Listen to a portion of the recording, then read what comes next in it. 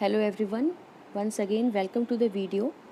This is Richa Singh and today we are going to cover the rest of the section of chapter number 2 geography, which is land, soil, water, natural vegetation and wildlife. Since we have already learned about soil, what is soil, how it is formed, now just take a quick revision of it again. We'll understand the meaning of the term weathering also. Clear? So let's start with the glossary section, which it is saying weathering. Since in the last video we have already discussed about weathering, I'm going to tell it one more time so that it would be clear to you all. Okay? So the term weathering generally means the breaking up of the rocks.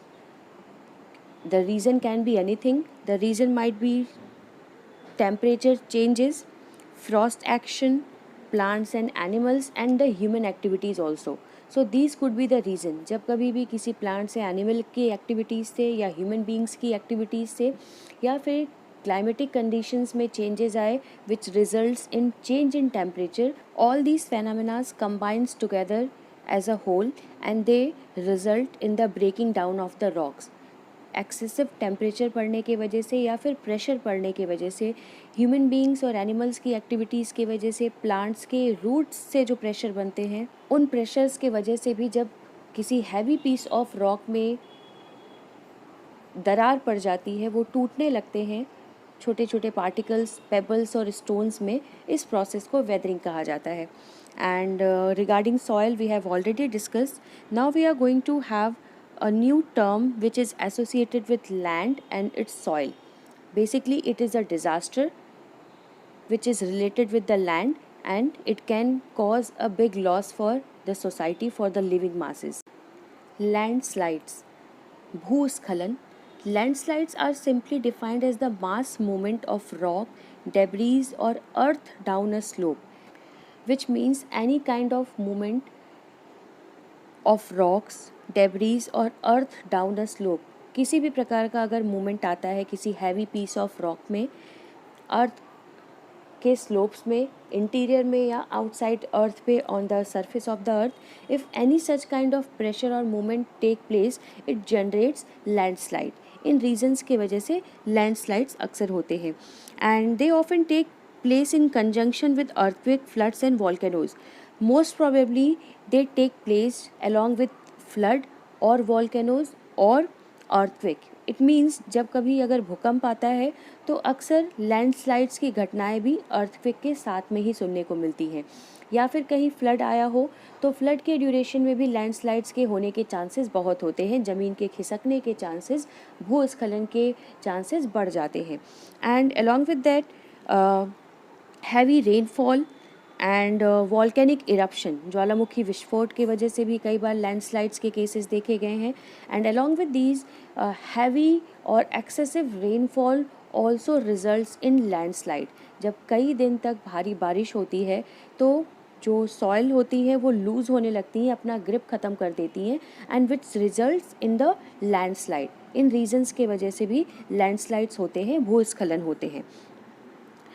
A prolonged spell of rainfall, told you already, अगर बहुत लंबे वक्त तक चलने वाली अगर rainfall है तो वो रिवर को भी ब्लॉक कर देती है. ब्लॉक करने की वजह से रेनफॉल का water along with the water of river results in the production of excessive moisture which causes landslide. ये बहुत ज़्यादा मॉइस्चर पैदा करते हैं, मिट्टी में सरफेस पे नमी आ जाती है एंड इसके वजह से फिर लैंडस्लाइड के केसेस यानी ज़मीन खिसकने के केसेस बढ़ जाते हैं. The formation of river blocks can cause havoc to the settlement downstream on its bursting. And as you all know कि अगर river blocks हो जाएंगे तो river blocks होने की वजह से बहुत तबाही मच सकती है. So children, we can conclude that landslides generally occurred with the conjunction with either earthquake, flood or volcanic eruption. मतलब इनमें से कोई भी अगर प्राकृतिक आपदा आती है, भूकंप आ जाए, ज्वालामुखी में विस्फोट हो जाए या फिर बाढ़ आ जाए तो इन केसेस में लैंडस्लाइड के भी चांसेस बढ़ जाते हैं. एंड लैंडस्लाइड्स में जो मलबा निकलता है जो that is consist of soil, rocks and pebbles, sometime they results in the blockage of river as well as the blockage of roads. and which results in the disturbance and havoc for the settlements near that area.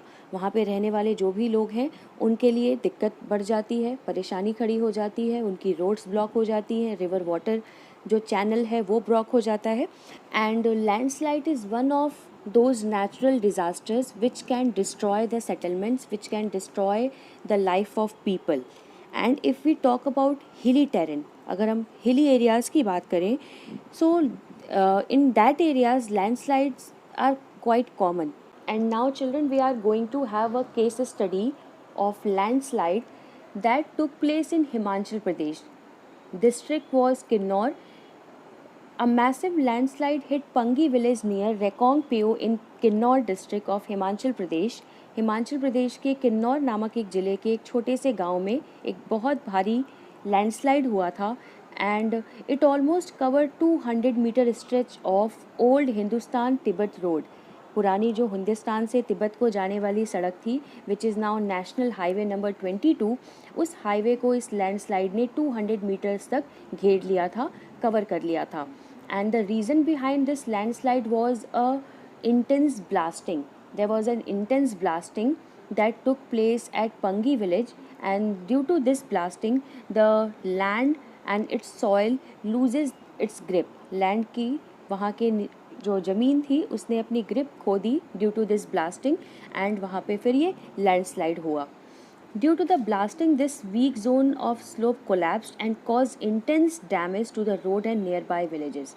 Blasting के वजह से वहाँ की जो ज़मीन थी वो पूरी तरह से धंस गई और लैंड के जो सॉइल थी वो स्लाइड करते हुए रोड्स और पास पड़ोस के गांव में चली गई. The Pangi village was completely vacated.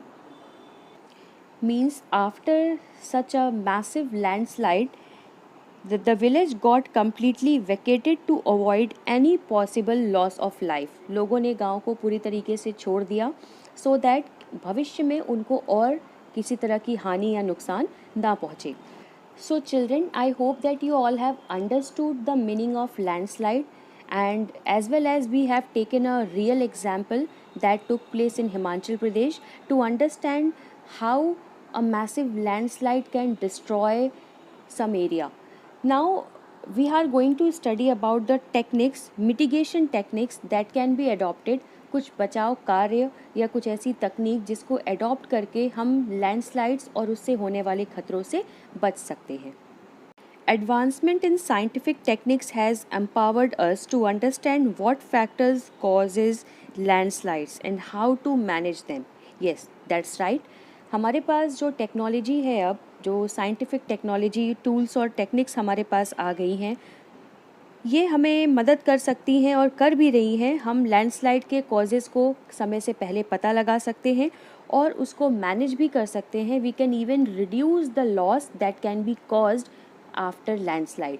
इसके बाद होने वाली जो हानियाँ हैं उसको घटाया भी जा सकता है अगर हम इस टेक्निक्स को सही तरीके से इस्तेमाल करें. Children, the word mitigation means the reduction of something harmful और the reduction of something's harmful effects. किसी भी चीज़ से अगर हमें हार्मफुल इफ़ेक्ट्स पड़ सकते हैं, उसके बुरे प्रभाव पड़ सकते हैं, तो उसको घटाना, उसको कम करना, रिड्यूस और मिनिमाइज़ करना ही मिटिगेशन कहा जाता है. मिटिगेशन टेक्निक मीन्स शमन तकनीक. इन तकनीकों को फॉलो करते हुए हम लैंडस्लाइड से होने वाले लॉस को रिड्यूस कर सकते हैं, हम अवॉइड कर सकते हैं.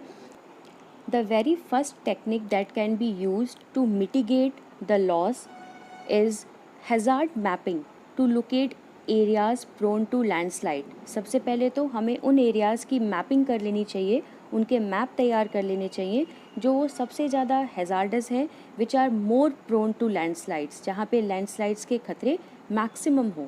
Hence, such areas can be avoided for building settlements. And after mapping out those areas which are dangerous, which are prone to landslides, we can avoid any kind of construction there. हम वहाँ पे settlements ना बनाएं, किसी भी तरह का construction ना करें. That will help us to mitigate the loss caused by landslide. Second measure that can be adopted is the construction of retention wall to stop land from slipping. We can create huge wall. These large and long retention walls helps the land from getting slipped and it will act as a barrier. ये एक barrier की तरह काम करती हैं. ऊंची दीवारें होती हैं जो लैंड्स के चारों ओर बना दी जाती हैं so that the grip can be maintained और लैंड स्लिप भी ना हो, और ये एक बैरियर के रूप में काम करती हैं. Third thing which can be performed is increase in the vegetation cover to arrest landslide. Yes, planting of more and more of trees, we can do this to prevent landslide.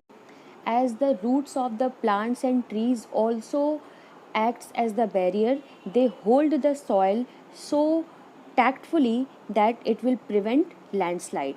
जो पौधों की roots होती हैं, बड़े trees की जो roots होती हैं, वो अपने ग्रिप को स्ट्रांगली बनाकर रखती हैं सॉइल में और वो सॉइल को स्लिप होने से, लैंडस्लाइड होने से रोकती हैं. So planting of more and more vegetation, increasing of more and more area can be performed to prevent landslide. भूस्खलन से बचाने के लिए ज़्यादा से ज़्यादा पेड़ पौधे लगाने आवश्यक हैं.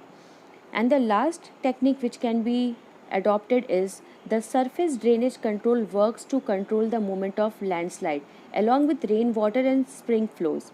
Yes, we can even build a good drainage system so that all the rainwater along with the surface water could flow inside the land and not above the land. That will prevent the land from getting slipped. जो drainage pattern हम बनाते हैं, जो बड़े manholes बनते हैं, नालियाँ बनती हैं, वो सरफेस पे बनाने के बजाय अगर वो अंडर द ग्राउंड बनेंगी तो वो लैंड को होल्ड करके रखने में मदद करेंगी. And in this way we can prevent landslide. So these were some mitigation techniques. कुछ शमन तकनीकें थी जिनका फॉलो करके, जिनका इस्तेमाल करके हम लैंडस्लाइड्स और उससे होने वाले खतरे को मिनिमाइज़ कर सकते हैं और उससे बचा भी जा सकता है. These things can be used, can be followed on daily basis. Retention wall should be constructed in the areas which are more prone to landslide. Along with the retention wall, we can also find out the areas, we can do the mapping of the areas which are more prone to landslide and we can avoid building any kind of settlements there. हर वो area जो landslide के खतरे में है वहाँ की mapping कर लेना सबसे इम्पॉर्टेंट है. And afforestation would never go wrong. आप जितने ज़्यादा से ज़्यादा प्लांट्स लगाएंगे, ट्रीज़ लगाएंगे, that will provide you oxygen, that will provide you a fresh environment, that will provide you with good kind of fruits and vegetables.